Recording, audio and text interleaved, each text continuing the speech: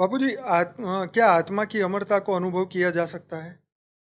यहाँ आप आत्मज्ञान लेते हो, हम्म, ब्रह्म ज्ञान लेते हो, हम्म, आत्मस्वरूप बनकर परमपिता परमात्मा से याद करते हो और उससे पावर लेते हो, तो सच्चा योग है ना, आत्मा का परमात्मा से कनेक्शन अर्थात योग।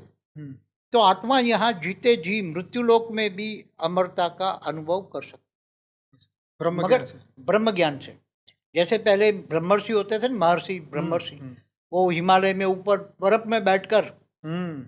बर्फ में बैठते थे कई युगांतर तक। वो हम ब्रह्मास्मि, हम ब्रह्मास्मि, हम ब्रह्मास्मि, तो उसके अंदर से ब्रह्म स्वरूप के वाइब्रेशन निकलते थे और प्रकृति को सतोप्रधान बनाते थे।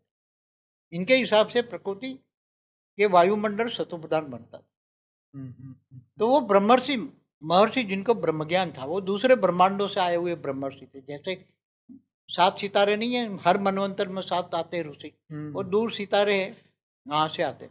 बापूजी, मैं ये जवाब थोड़े शॉर्ट में चाहूंगा क्योंकि हमारे पास 50 क्वेश्चन है और वो हाँ, तो सभी फटाफट इम्पोर्टेंट है। फटाफट दे दे। तो इससे क्या होगा कि क्योंकि ये बातें तो आपने ऑलरेडी वो ये सभी वीडियो में बताई है, मगर उसमें लेकिन अमरता पर थोड़ा कहना हाँ हाँ, पड़ता है जी ना। जी बिल्कुल, अगर आपको लगे कि इसमें बोलना है तो आप जरूर बोलिए। अच्छा, आत्मा और शरीर के बीच अमरता का संबंध क्या है? देखो, सभी वेदों शास्त्रों का सार क्या है? जड़ और चेतन। हम्म, जड़ है मृत्यु लोक में, ये हम्म, मृत्यु लोक है। तो जो ब्रह्मांड में है वही शरीर पिंड में, शरीर में है, यथा हम्म, ब्रह्मांड तथा पिंड है। हम्म, तो 5 तत्वों का शरीर तो नाशवंत है, ये 5 मृत्यु लोक भी नाशवंत है ना, हम्म। ये अमर लोक थोड़ा है। नहीं है। तो चेतन, चेतन माना आत्मा ब्रह्म, वो अविनाशी है। ओके। चेतना को जागृत करके आत्मा अमर कैसे बनती है? चेतना माना आत्मा माना ब्रह्म स्वरूप। हम्म, वो आत्मा जब आत्मज्ञान होता है, ब्रह्म ज्ञान होता है, तो ब्रह्मांड के हम ब्रह्मास्मि हम्म। आत्मस्वरूप बन के परमात्मा ते याद करके वो परमधाम में चली जाती है, तो वो आत्मा तो अमर बन जाती है ना। बाबूजी, आत्मा में अनंत स्मृतियां हैं, संस्कार है, तो क्या वो पुनः जाग सकती है?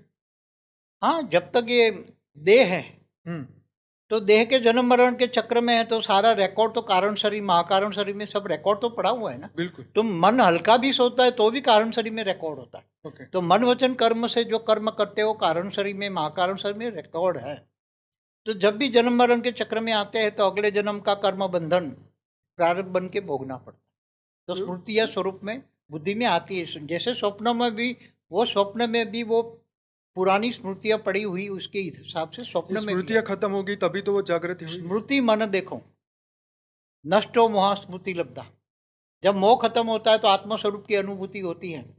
जब आत्मस्वरूप की अनुभूति होती है, परमात्मा से कनेक्शन होता है, योग लगता है, तब आत्मा में पावर